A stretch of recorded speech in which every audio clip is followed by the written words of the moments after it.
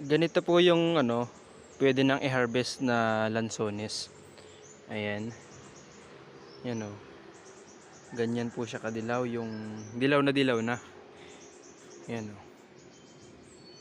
Yan. Hinog na po yan.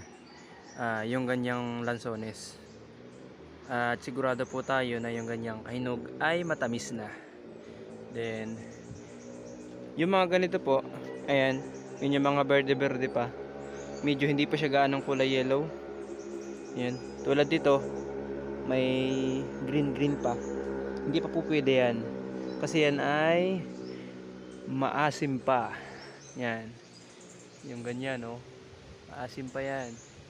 Kahit yung may paltik-paltik pa na kulay green. Yan, oh. Yung ganyan may paltik pa ng kulay green.